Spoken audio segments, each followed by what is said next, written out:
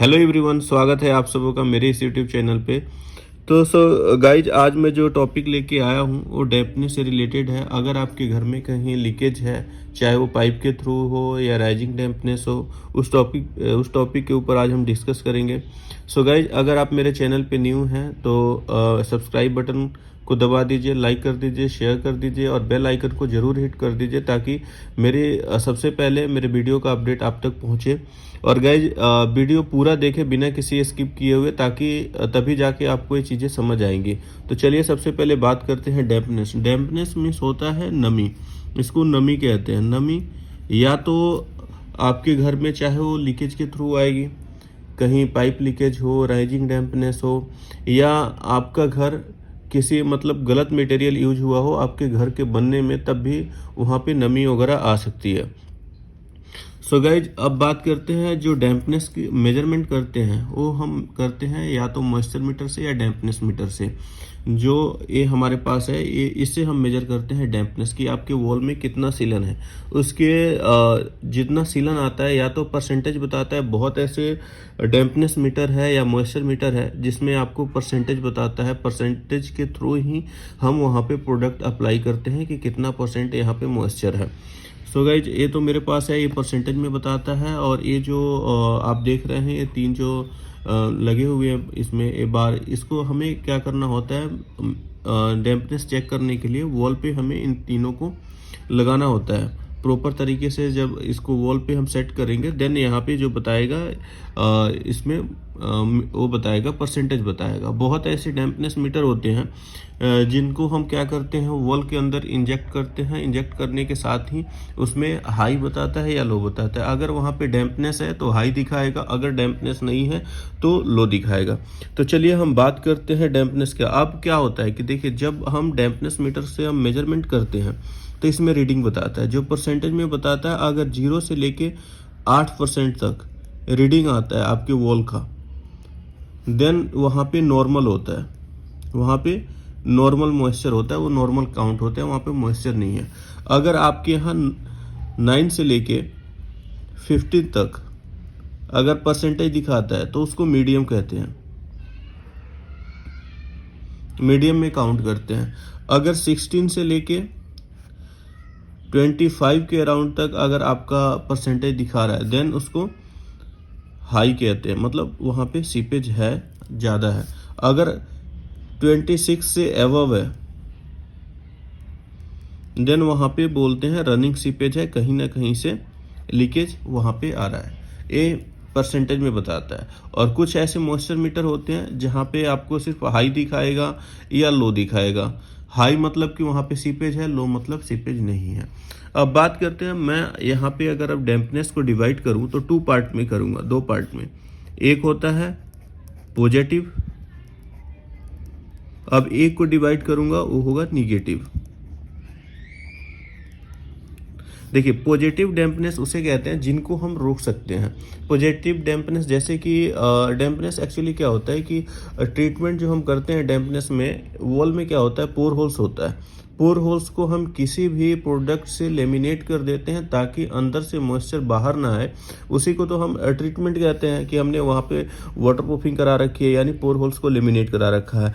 तो पॉजिटिव जहाँ पे होता है, पॉजिटिव इन द सेंस जहाँ पे पॉजिटिव मॉइस्चर है, पॉजिटिव उसे कहते हैं जिनको हम रोक सकते हैं। यानी जैसे आजकल बिल्डर फ्लोर वगैरह आ रहा है, बिल्डर फ्लोर में क्या होता है, जो साइड वॉल होती है, यानी जो हमारी एक्सटीरियर वॉल होती है, ये एक्सटीरियर वॉल होती है, अगर आपके इस वॉल के पीछे किसी का घर नहीं है, देन क्या होता है, किसी का घर नहीं बना हुआ है और ये खुला है, ये 4 इंच की वॉल है। अगर बाहर से कहीं सीलन आ रही है, जैसे बारिश हो रहा है, ये वॉल गीली हो रही है बाहर से और मॉइस्चर ट्रांसफर होके इंटीरियर सरफेस पे आ जा रहा है, देन इसको हम कहते हैं पॉजिटिव। पॉजिटिव इसलिए कहते हैं क्योंकि अगर मैं इस सरफेस पे, जो आपका आउटर सरफेस है,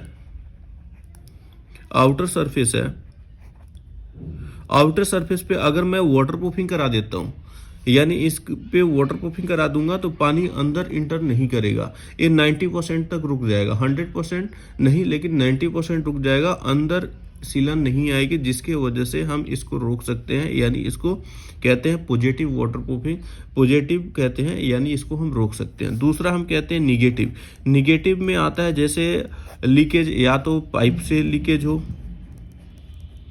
पाइप से कहीं लीकेज हो, या राइजिंग डैम्पनेस हो,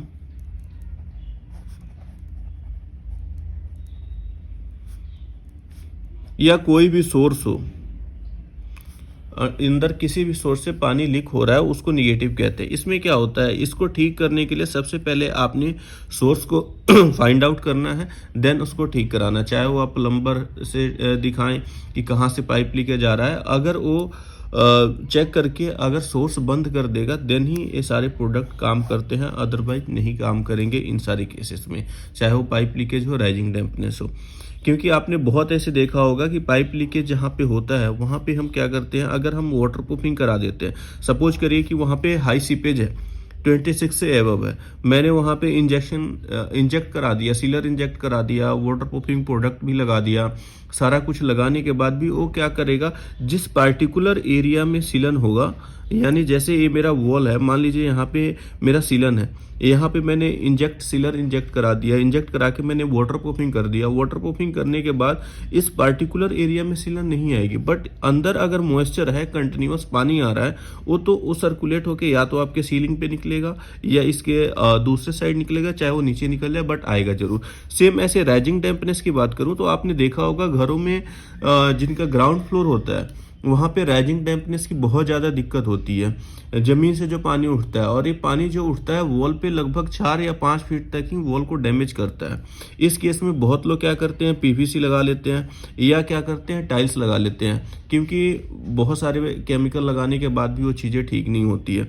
तो अगर आप टाइल्स भी लगाते हैं 4-4 फीट 5-5 फीट तक, आपने देखा होगा उसके बाद भी डैम्पनेस वहाँ आ जाता है। तो इसका मैं आपको बताऊँ कि इसका कोई सोल्यूशन नहीं है। आप लगा सकते हैं, चीज़ें कम कर सकते हैं प्रोडक्ट लगा के, बट ये 100% आप इसको ठीक नहीं कर सकते।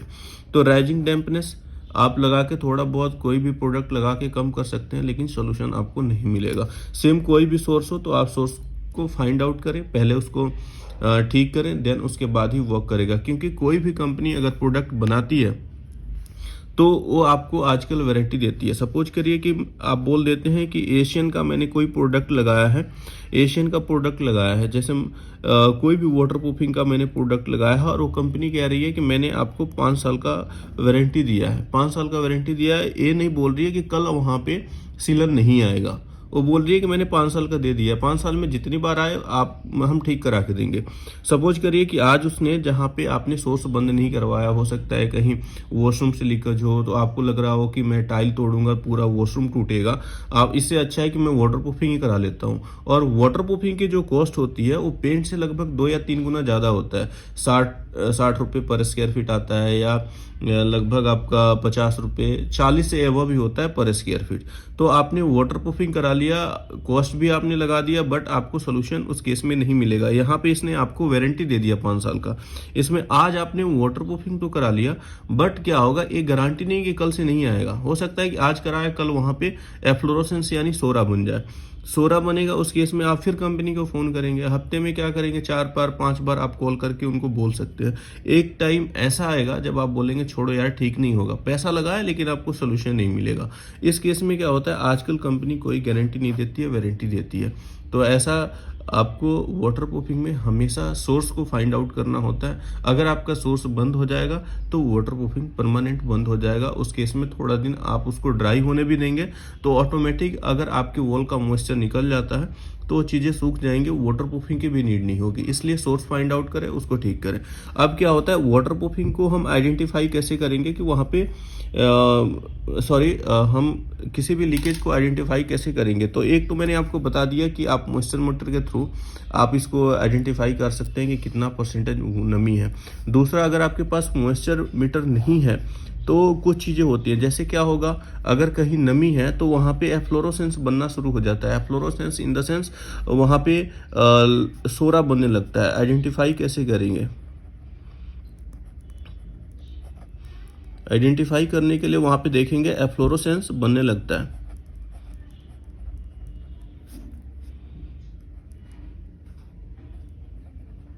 एफ्लोरोसेंस, एफ्लोरोसेंस जिसको सोरा कहते हैं। सोरा इन द सेंस जो वाइट वाइट नमक नमक का बनता है। अगर आप दिल्ली में देखेंगे तो दिल्ली में क्या होता है, दिल्ली का जो पानी होता है ना अल्कलाइन बेस्ड होता है, और दिल्ली के 90% घरों में ना लीकेज की कहीं ना कहीं डैम्पनेस वहाँ पे हो 90% घरों में सीलन की समस्या होती ही होती है। तो जहाँ भी आपका डैम्पनेस होगा वहाँ पे आपको वाइट कलर का सोरा आपको दिखेगा, या वहाँ पे पैचनेस आ जाएगी, वहाँ पे पैच ही दिखेगा, सरफेस गीला गीला दिखेगा, वो पैच होगा, यानी वहाँ पे वाटर प्रूफिंग का वहाँ पे कहीं ना कहीं सीलन है। दूसरा क्या होगा, प्लास्टर जो होगा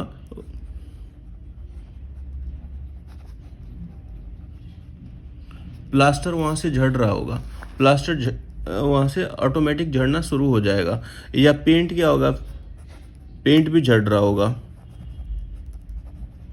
तो ऐसे आप आइडेंटिफाई कर सकते हैं। अगर आपके पास मॉइस्चर मीटर नहीं है तो आप आइडेंटिफाई कर सकते हैं कि हाँ वहाँ पे मॉइस्चर है।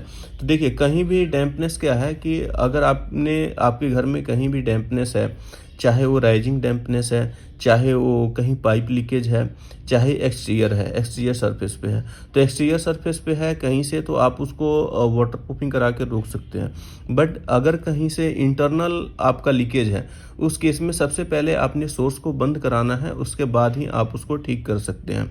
देन कुछ ऐसे प्रोडक्ट भी आते हैं जिनके थ्रू आप उसको कम कर सकते हैं। 100% बिल्कुल ख़त्म नहीं कर सकते। 100% आपका मॉइस्चर तभी ख़त्म होगा जब आप उसको परमानेंट सोर्स को बंद करेंगे, देन जाके आपको उससे निजात मिलेगा। अब एक चीज़ मैं आपको और बता दूं, देखिए जब डैम्पनेस होता है ना, तो एक तो राइजिंग डैम्पनेस होता है जिसका 100% इलाज नहीं है। दूसरा क्या होता है, कई बार ये होता है कि हमारा फ्लोर अप सेकंड फ्लोर होता है, थर्ड फ्लोर होता है, वहाँ भी स्कर्टिंग के ऊपर क्या होती है कि सीलन आ रही होती है।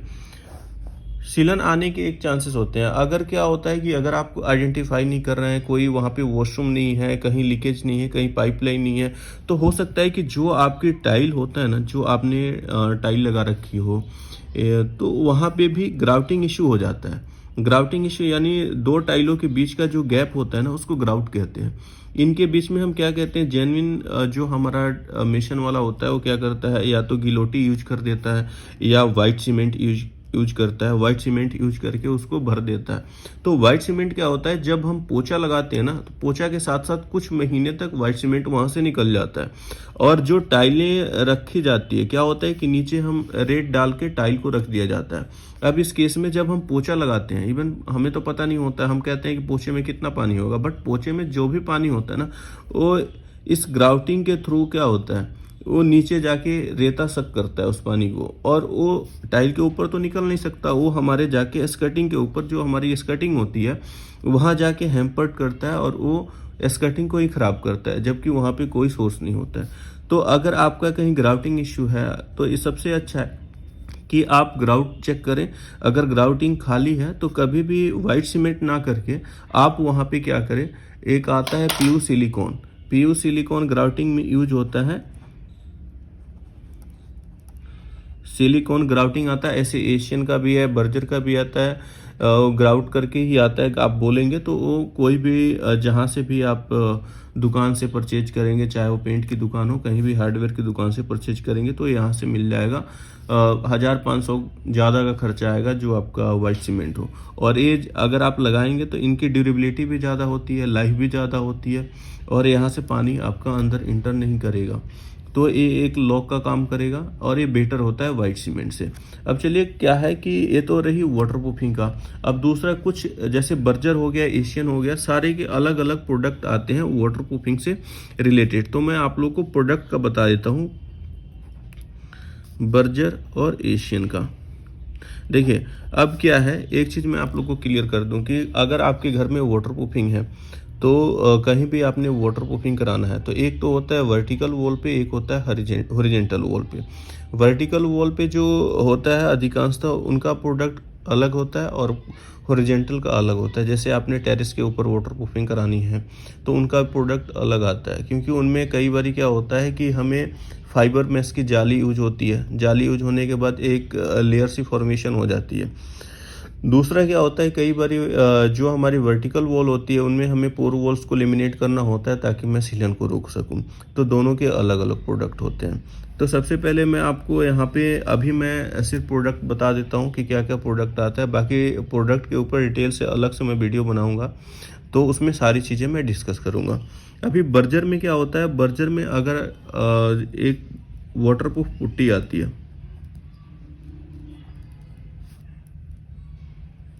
वाटरप्रूफ पुट्टी आती है।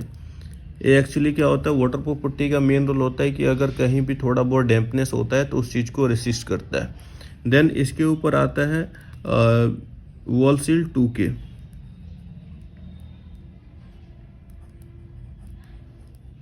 ये भी मतलब एक केमिकल ही है जो मिक्स करके पुट्टी फॉर्म में ही बना के हम इसको प्लास्टर सरफेस के ऊपर अप्लाई करते हैं। देन आता है डैम स्टॉप। डैम स्टॉप एक प्रोडक्ट आता है, ये भी वाटरप्रूफिंग के लिए यूज होता है। इलास्टो आता है, ये सारे वर्टिकल वॉल के लिए आता है। अगर आपने टेरेस पे वाटरप्रूफिंग कराना है तो प्यू रूफ कोट आता है। सेम ऐसे मैं एशियन की बात करूं तो एशियन में भी अल्ट्रा ब्लॉक 2K के नाम से आता है वाटरप्रूफिंग का प्रोडक्ट। फिर स्मार्ट केयर आता है,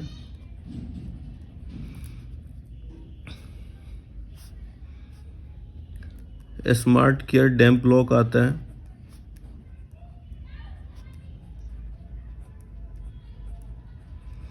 ऐसे एक्सेट्रा ऐसे बहुत सारे प्रोडक्ट आते हैं।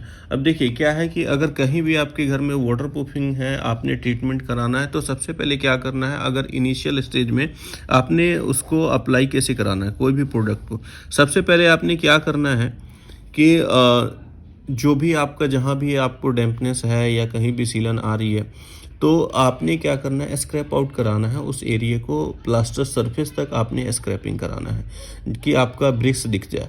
देन उसके बाद क्या करना है, आपने कोई भी केमिकल, सपोज करिए मैं बर्जर के डैम्प स्टॉप की बात कर रहा हूँ, तो आपने क्या करना है, डैम्प स्टॉप लेना है। डैम्प स्टॉप का पहला कोट लगाना है 40% डाइल्यूशन के साथ। 40% डाइल्यूशन के साथ इन द सेंस कि 1 लीटर में 400 ml पानी मिलाना है और आपने ब्रिक्स के ऊपर उसे अप्लाई कर देना है पहला कोट।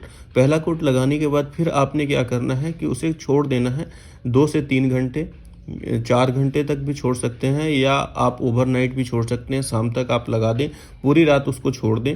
छोड़ने के बाद फिर अगले दिन आना है। अगले दिन फिर आपने क्या करना है कि फिर आपने 2 कोट और लगाना है बिना किसी डाइल्यूशन के साथ, और गैप 3 से 4 घंटे का बीच में ही होना चाहिए। यानी जो सेकंड कोट और थर्ड कोट आपने जो अप्लाई करना है उसमें बिना किसी पानी के आपने अप्लाई करना है।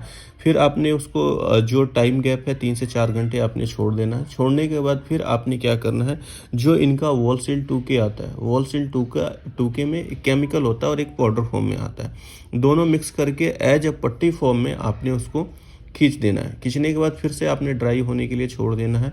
फिर उसके बाद आपने क्या करना है, पट्टी करना है। वाटरप्रूफ पट्टी ले ले, वाटरप्रूफ पट्टी कर दें। पट्टी करने के बाद फिर जो आपका नॉर्मल प्रोसेस है वो नॉर्मल प्रोसेस करके आप पेंटिंग कर दें। इससे क्या होगा, अगर आपका रनिंग सीपेज है तो रनिंग सीपेज में भी ये आपका 70% चीज़ों को रोकेगा। 100% गारंटी नहीं है, बट रोकेगा ज़रूर, और वो चीज़ें 70% वहाँ कम हो जाएंगी। बट मैं फिर से आपको बताना चाहूँगा कि अगर कहीं भी सीलन है तो सबसे पहले आप सोर्स को फाइंड आउट करें, उसको ठीक करें, उसके बाद ही आप कोई भी केमिकल लगाएंगे तो वो चीज़ें आपका ठीक हो पाएगी। अदरवाइज आप पैसे लगाएंगे, चीज़ें 100% आपको नहीं मिलेंगे, कि उसका सोल्यूशन आपको नहीं मिलेगा। सो गाइज, ये था आज मेरा डैम्पनेस पे मैंने आपको थ्योरेटिकली बताया। अब आपको नेक्स्ट वीडियो में बनाऊंगा, उस पर आपको मैं प्रैक्टिकली भी दिखाऊंगा कि कैसे चीज़ें होती हैं। तो अगर मेरा ये वीडियो आपको अच्छा लगा हो तो लाइक करें, शेयर करें, सब्सक्राइब करें, बेल आइकन को दबाना ना भूलें। So thanks for watching.